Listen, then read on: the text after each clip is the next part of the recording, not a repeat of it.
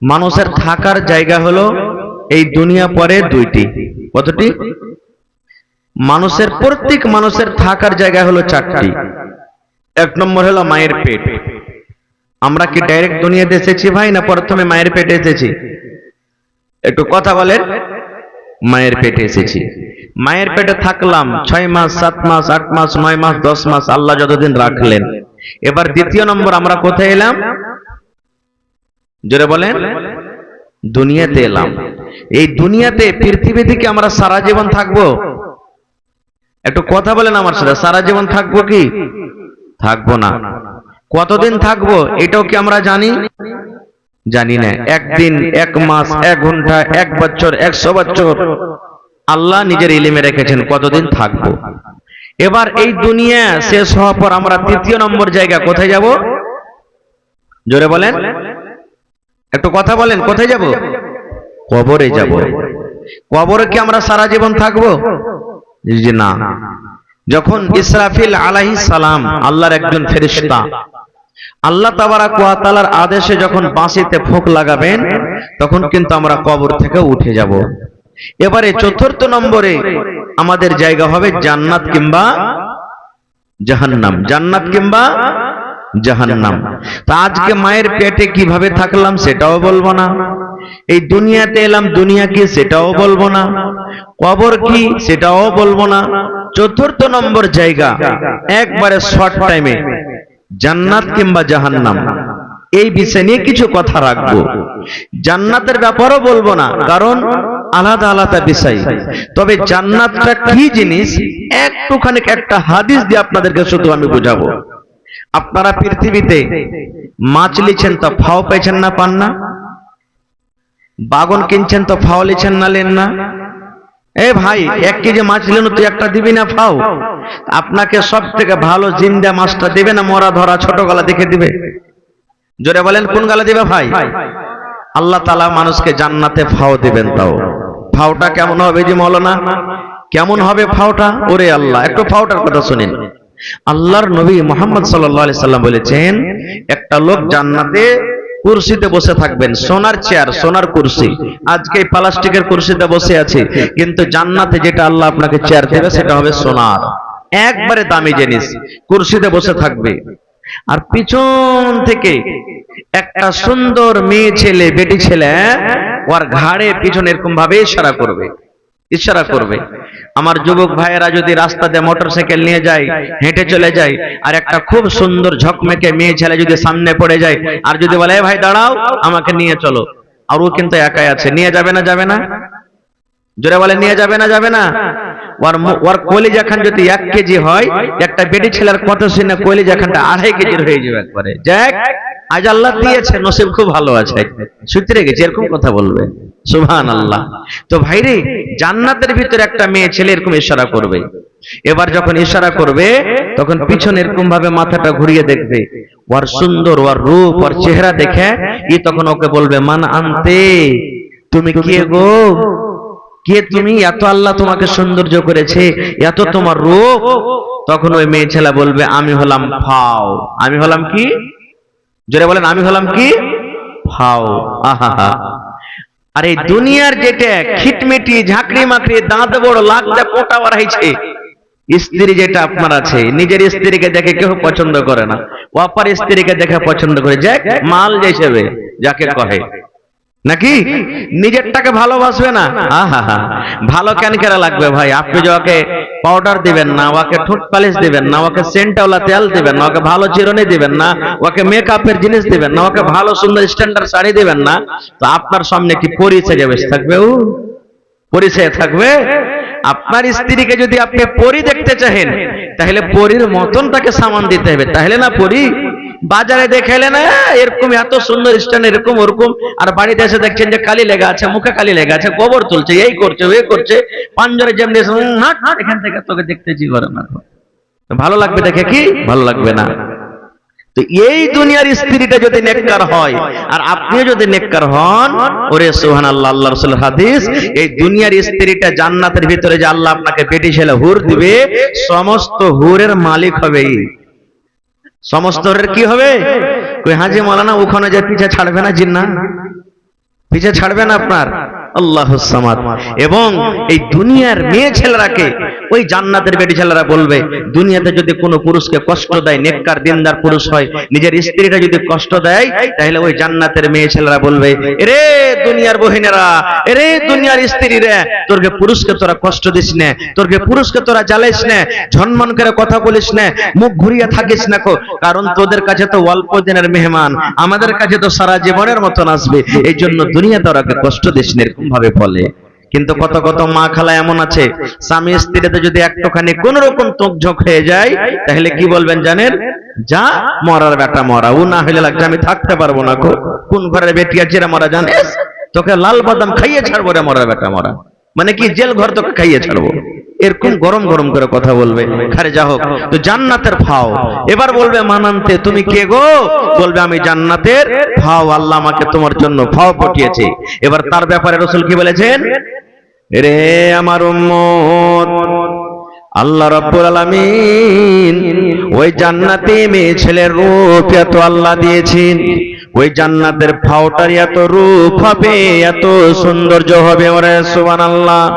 দয়ার নবী বলেছেন, ওই জান্নাতি মেয়ে ছেলে দুনিয়াতে যদি একবার নজর করে দেয়, দুনিয়াতে যদি একবার তাকিয়ে যায়, ওরে সুবহানাল্লাহ, এই হেলোজেনের রোশনি আলো দূরের কথা, চাঁদের আলো দূরের কথা, এই যে আপনার মার্কারিতে আলো হয় দূরের কথা, ওরে সুবহানাল্লাহ, এই যে সকাল বেলাতে যখন সূর্য উঠে যায়, এখন সূর্য নাই, এই দেখেন রাতটা আন্ধার হয়ে আছে, ঘুটঘুট করছে, কিন্তু যখন সকাল বেলাতে সূর্য উঠবে, এই দুনিয়ার অন্ধকার শেষ হয়ে যাবে, দিনের মেলাতে দিন ঝলমাল ঝলমাল ঝলমাল করে জ্বলবে, তখন লাটের জনক হবে না, জার্নেটারের দরকার হবে না, মার্কারের দরকার হবে না, হেলোজেনের দরকার হবে না।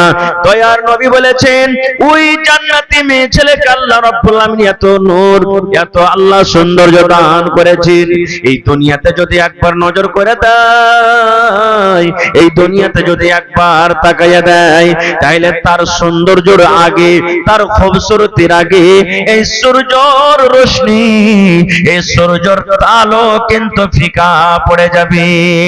শুধু তা নয় রে ভাই, আল্লাহর নবী বলেছেন, ওই জান্নাতি মেয়ে ছেলের মাথাতে যে একটা চুল বাঁধনি আছে, আজকে আমাদের স্ত্রীকে আমরা চুল বাঁধনি দিই, কত টাকার দিই? কেউ 5 টাকার দিই, কেউ 2 টাকার দিই, কেউ 500 টাকার দিই, কেউ 1000 টাকা দিই, যার যেমন ক্ষমতা দিই।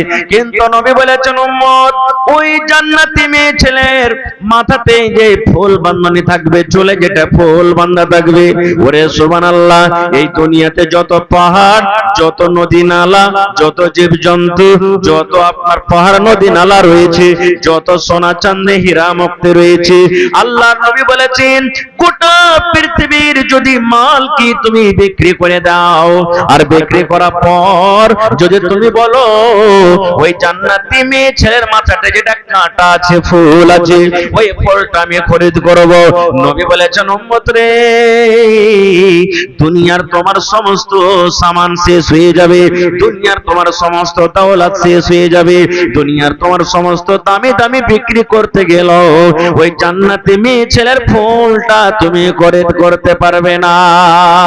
নারে তাকবীর। তাহলে ভাই বলার উদ্দেশ্যটা হাদিসটা এই, যদি ফাওটা এরকম এত সুন্দর এত দামি হয়, তাহলে যেটা অরিজিনাল হবে সেটা কেমন হবে বুঝতে পারছেন? তো সেই অরিজিনালটা নেওয়ার আমাদের ইচ্ছা আছে না নেই? বলেন, জান্নাত আমরা যেতে চাই না চাই না? একটু কথা বলেন। আলহামদুলিল্লাহ, আল্লাহ তাবারাক ওয়া তাআলা যেন আমাদের সকলকে জান্নাতুল ফেরদৌসে জায়গা দেন, বলেন আল্লাহুম্মা আমিন। এবার তার অপোজিট জান্নাতের কথা আর বলবো না, জাহান্নাম একটা। জাহান্নাম কি? আল্লাহ নিজে করনে বলছেন, ওয়াবিসাল মাসির। জাহান্নাম একটা খুব ভয়াবহ, খুব খারাপ জায়গা। জাহান্নাম কি জিনিস? ওরে সুবহানাল্লাহ, আল্লাহ তাবারাক ওয়া তাআলা কোরআন মাজিদের মধ্যে বলেন, ইয়া আইয়ুহাল্লাযীনা আমানু। ওরে সুবহানাল্লাহ, আল্লাহ রাব্বুল আমিন ঈমানদার বান্দা বান্দীদেরকে এত ভালোবাসেন। আল্লাহ রাব্বুল আমিন এই নেককার ঈমানদার বান্দা বান্দীদের প্রতি এত মায়া, এত দয়া, এই জাহান্নামের আগুনে যেন না চলে যায়। এই জাহান্নাম কি জিনিস?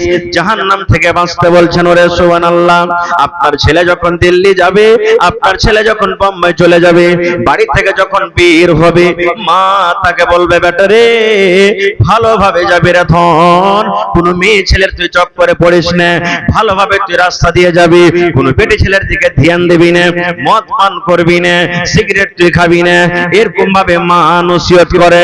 এই মুসলমান, আল্লাহ রাব্বুল আমিনের এই নেককার বান্দা বান্দীদের প্রতি কত মায়া, কত দয়া। আল্লাহ রাব্বুল আলামিন ঈমানদার বান্দা বান্দীদেরকে ডাকতে বলেন, ও আমার ঈমানদার বান্দা বান্দীরে, কু আনফুসাকুম ওয়া আহলিকুম নারা। এই আমার ঈমানদার বান্দা বান্দীরা, তোমরা শুনে নাও, আমি আল্লাহ রাব্বুল আমিন জাহান্নাম তৈরি করেছি, আমি আল্লাহ রাব্বুল আমিন জাহান্নাম রেখেছি, আমি আল্লাহ রাব্বুল আমিন পাপী গুনাহগারের জন্য জাহান্নাম করেছি। ওই জাহান্নামের আগুন থেকে তুমি এবং তোমার পরিবারকে বাঁচিয়ে নাও। ও আনফুসাকুম, তুমি বাঁচো, তুমি বাঁচো, তুমি বাঁচো, আর তোমার ছেলেরাকে বাঁচাও, তোমার আহালকে বাঁচাও, তোমার মাকে বাঁচাও, তোমার আব্বাকে বাঁচাও, তোমার ভাইকে বাঁচাও, তোমার বউকে বাঁচাও, তোমার বেটাকে বাঁচাও, তোমার স্ত্রীকে বাঁচাও।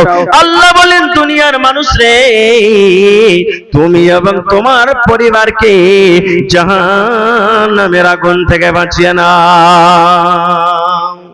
তাহলে আল্লাহ তাবারাক ওয়া তাআলা নিজে বলছেন, হে ঈমানদার বান্দা বান্দীরা, তুমি এবং তোমার পরিবারকে জাহান্নামের আগুন থেকে বাঁচাও। তাহলে বোঝা গেল জাহান্নামটা খাতারনাক জায়গা না জায়গা নয়? জোরে বলেন। কিন্তু জাহান্নাম চোখে দেখেছি ভাই? জোরে বলেন, জাহান্নাম চোখে দেখেছি?